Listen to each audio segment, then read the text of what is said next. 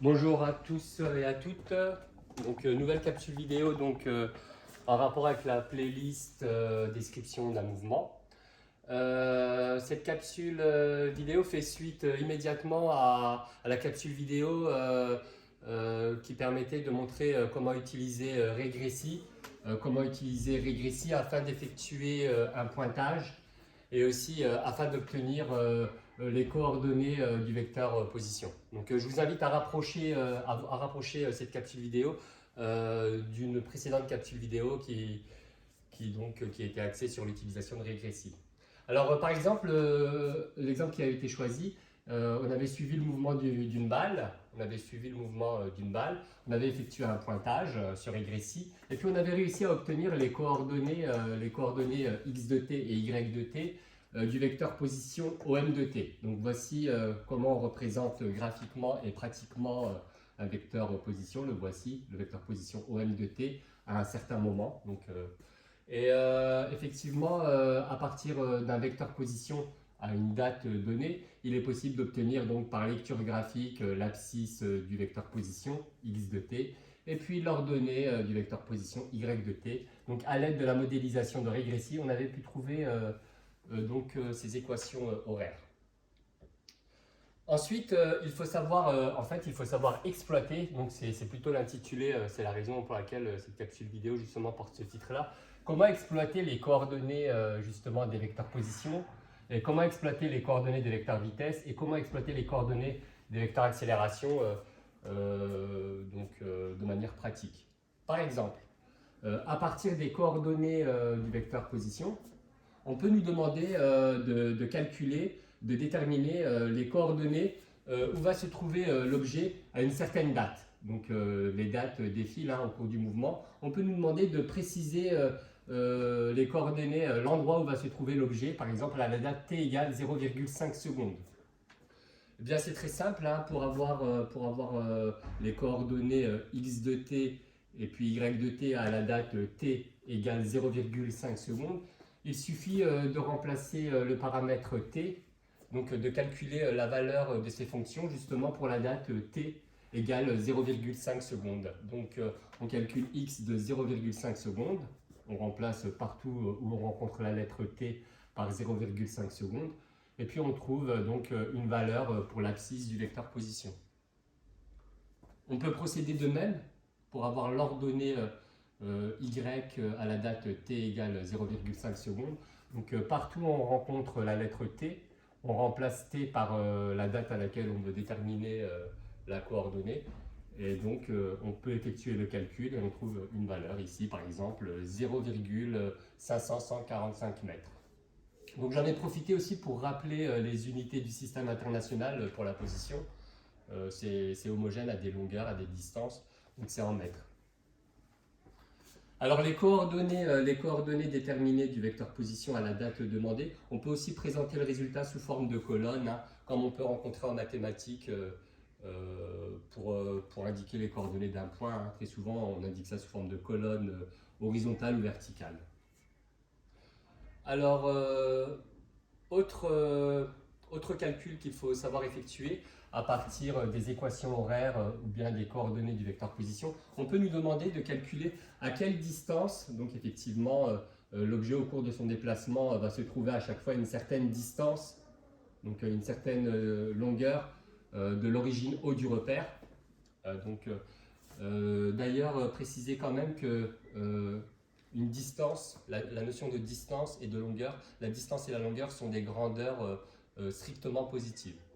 Donc en physique, lorsque l'on calcule une longueur, on trouve à la fin forcément un résultat positif, ou une distance. Donc il est demandé de calculer la distance à laquelle va se trouver l'objet au cours du mouvement à une certaine date, à la date t égale 0,5 secondes. Donc, petite subtilité de notation, la distance entre le point M à cette date-là, par exemple, et l'origine O du repère. Alors, une distance se note de la manière suivante, OM, et quand on parle de distance, vous voyez qu'il n'y a pas le vecteur ici. D'accord? Donc là, quand c'est sous-entendu, on n'a pas mis la flèche de vecteur, donc là, ça signifie la distance OM. Dans le cours, il est noté que la distance du point M qui sépare de l'origine à une certaine date, ce n'est rien d'autre que la norme, donc la norme du vecteur OM. Donc c'est écrit dans le cours. Une distance, c'est la norme d'un vecteur. On note ça comme ça avec les doubles barres. Et donc finalement, si on veut connaître la distance de l'objet à la date t égale 0,5 secondes, eh bien il va falloir calculer la norme du vecteur position. Donc la norme du vecteur position à la date t égale 0,5 secondes. Et là, il y a une formule dans le cours. Il y a une formule dans le cours pour calculer la norme du vecteur position. C'est x de t au carré plus y de t au carré. Bien évidemment, là, le paramètre t, il faut le remplacer par 0,5 secondes car on veut calculer la norme du vecteur position OM à la date t égale 0,5 secondes. Alors on effectue les calculs, je vous laisse effectuer les calculs, et on trouve qu'à cette date-là, à la date t égale 0,5 secondes, l'objet en mouvement se trouve exactement à une distance qui vaut 0,89 mètres par rapport à l'origine. Alors, la suite, de quoi s'agit-il? Alors, il s'agit cette fois-ci de savoir exploiter, donc après avoir vu comment on peut exploiter donc, les coordonnées du vecteur position, il faut savoir aussi exploiter les coordonnées du vecteur vitesse. Donc, on l'a vu dans une précédente capsule vidéo et puis on l'a vu dans le cours. Pour obtenir les coordonnées Vx de t et puis Vy de t du vecteur vitesse, par exemple, eh bien, il suffit de dériver temporellement. Donc, il suffit de dériver par rapport au temps les coordonnées une à une du vecteur position. Donc là, on voit que ça a été réalisé. Donc, je vous invite à consulter une précédente capsule vidéo qui permettait de faire des rappels mathématiques concernant l'opération de dérivation. Donc, une fois dérivées les coordonnées une à une du vecteur position, on obtient donc les coordonnées du vecteur vitesse. Et une question qu'on peut nous demander, alors voici par exemple à une certaine date, pas forcément la date qui est indiquée dans le sujet. Hein. Donc admettons qu'à une certaine date, l'objet se trouve à une certaine position. D'accord? Eh bien, le vecteur vitesse de cet objet à cette position, le vecteur vitesse, lorsqu'on le dessine graphiquement, il possède certaines caractéristiques. Hein. Donc, le vecteur vitesse est tangent à la trajectoire. Donc on voit là un vecteur vitesse qui est bien tangent à la trajectoire, tangent au sens mathématique, hein, tangente à une courbe. Donc là, le vecteur vitesse est tangent à la trajectoire. Son point d'application, le début du vecteur, ben, c'est le point d'application où se trouve l'objet à la date considérée. Et puis le sens du vecteur vitesse, ben, dans le sens du mouvement, le mouvement se fait dans ce sens-là. Et puis la longueur, ça dépend. Donc une fois qu'on aura calculé la valeur de la vitesse, on verra comment faire. Une fois qu'on aura calculé la valeur de la vitesse, on pourra définir une échelle pour représenter un vecteur à l'échelle, justement. Mais en tous les cas, lorsqu'il y a un vecteur vitesse, il est très évident que le vecteur vitesse hein, d'un objet au cours d'un mouvement possède des coordonnées aussi. Donc tout vecteur peut être décomposé. Tout vecteur va posséder des coordonnées selon l'axe des abscisses, coordonnées selon l'axe des abscisses qu'on note Vx de t. Voici la composante Vx de t par décomposition du vecteur. Et aussi une composante selon l'ordonnée y. Donc cette composante la voici, c'est Vy de t. Donc voici le sens de Vx de t et de Vy de t. Ce ne sont rien d'autre que les coordonnées du vecteur vitesse à la date t. Alors, on peut nous demander de calculer justement les coordonnées, les valeurs des coordonnées du vecteur vitesse à la date t égale 0,5 secondes. Il suffit alors de prendre les expressions temporelles des coordonnées générales du vecteur vitesse et de remplacer la date t par la valeur de la date à laquelle on souhaite justement calculer les coordonnées du vecteur vitesse. Donc ici, on calcule Vx de 0,5 secondes. Alors ici, on voit qu'il n'y a aucune dépendance temporelle. Hein. Donc là, on retrouve 2,46 mètres par seconde. Hein, l'unité de la vitesse, ce sont des mètres par seconde. Et pour avoir l'ordonnée, donc Vy à la date t égale 0,5 secondes, on calcule Vy de 0,5 secondes. Donc dans l'expression générale, partout où on rencontre le paramètre t, on lui substitue la valeur 0,5 secondes. Et les calculs mènent à une composante négative. Hein. Alors une coordonnée, une composante de vecteur peut être positive ou négative. Hein. Donc là, on trouve moins 19,9 mètres par seconde. On peut résumer le résultat sous forme de colonne.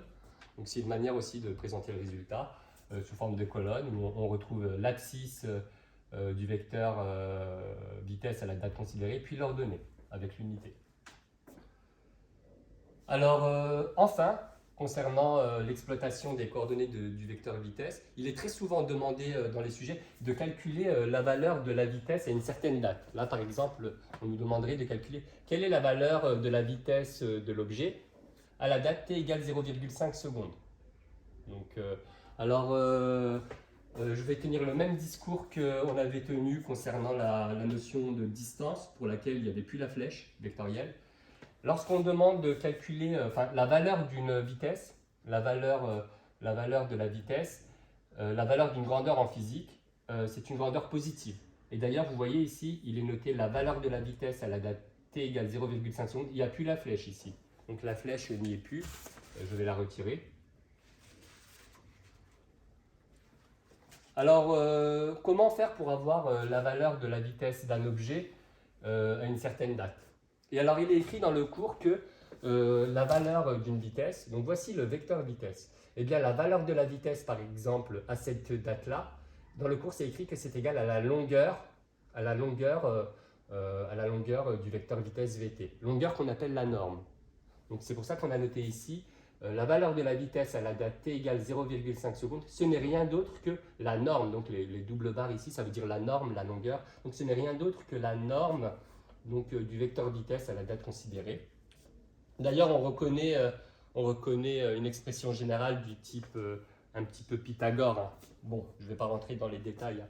On retrouve une expression avec des carrés, une racine carrée un peu de type Pythagore. Alors dans le cours, c'est écrit que pour avoir la norme du vecteur vitesse à une date considérée, ou bien la valeur de la vitesse à la date considérée, donc c'est la racine carrée de Vx de t au carré, plus Vy de t au carré. Mais comme là, il s'agit d'avoir la norme du vecteur vitesse à la date t égale 0,5 secondes, on substitue le paramètre t par 0,5 secondes. Alors ces grandeurs-là ont été calculées précédemment. Donc Vx de 0,5 secondes a été calculé, on avait trouvé 2,46 mètres par seconde.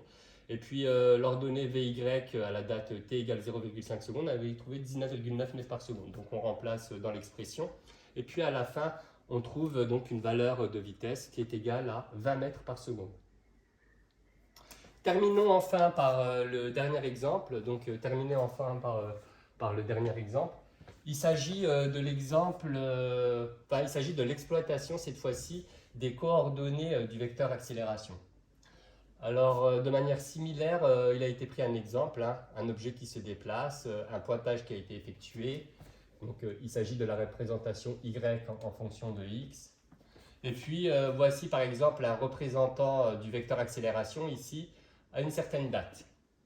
Donc, un vecteur accélération peut aussi être décomposé et aura donc alors des coordonnées. Donc, un vecteur accélération dans un repère va posséder aussi des coordonnées selon l'axe des abscisses, noté à x de t, et puis une ordonnée selon l'axe des ordonnées, donc qu'on note à y de t. Alors par rapport à l'exemple qui avait été étudié,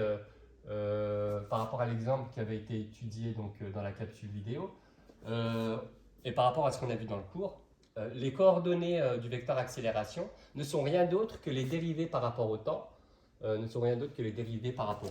des coordonnées du vecteur vitesse. La dérivée d'une constante vaut 0, et puis la dérivée d'une fonction affine est égale au coefficient directeur de la fonction affine.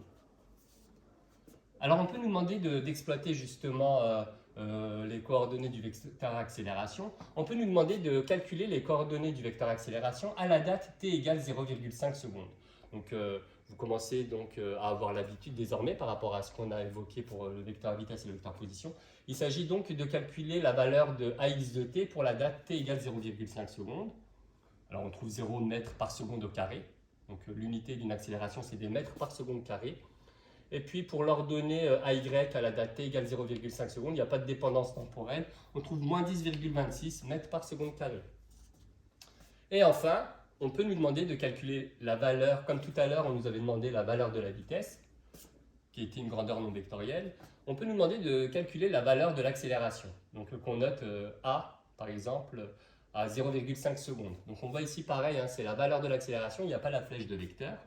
C'est écrit dans le cours que la valeur de l'accélération, c'est parfaitement égal à la norme du vecteur accélération.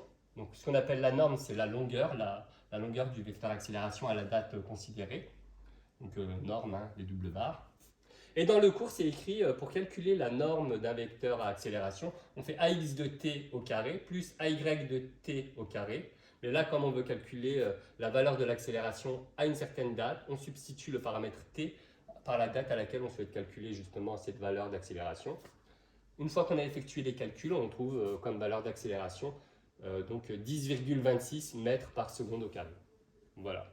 Donc je vous remercie de m'avoir suivi donc, dans cette courte présentation, hein, qui a permis de savoir exploiter, de montrer quelle exploitation on pouvait faire des coordonnées du vecteur position, quelle exploitation on pouvait faire des coordonnées du vecteur vitesse et des coordonnées du vecteur accélération. Donc je vous remercie de m'avoir suivi. Je vous retrouve dans d'autres capsules vidéo par rapport à cette playlist description d'un mouvement. À la prochaine. Merci bien.